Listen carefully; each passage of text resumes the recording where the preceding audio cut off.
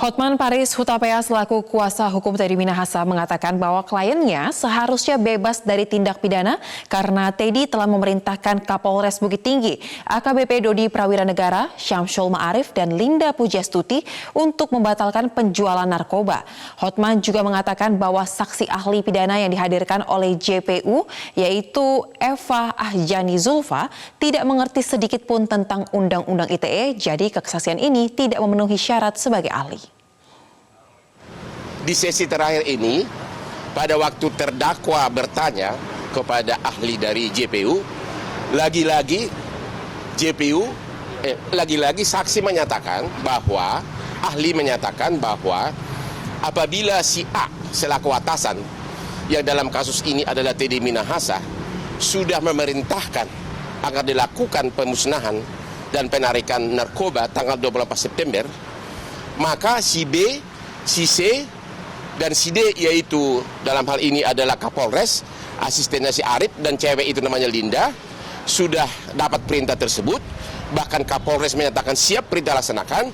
Maka kalau kemudian tetap dilakukan penjualan narkoba beberapa hari kemudian, maka si A yang memberikan perintah di awal, yang kemudian menariknya, dalam hal ini adalah Teddy Minahasa, bebas dari tindak pidana. Itu inti pokok daripada kasus ini.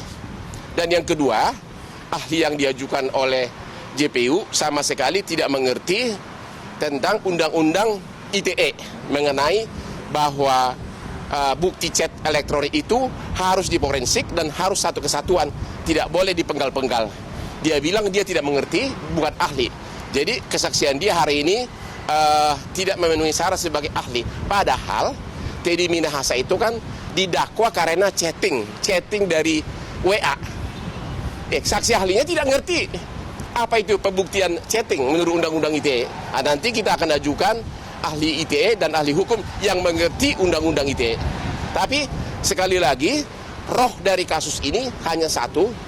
Kalau pemberi perintah sudah menginstruksikan stop, musnahkan, tarik, tidak jadi jual, maka sudah tidak ada istilahnya meeting of mind. Sudah tidak ada permufakatan kejahatan pasal 55 KUH pidana, dan yang memberikan perintah itu bebas dari ancaman tindak pidana. Itu kata ahli dari JPU dan sudah diutarakan berulang-ulang. Artinya berdasarkan keterangan dari saksi ahli JPU, harusnya Teddy Minahasa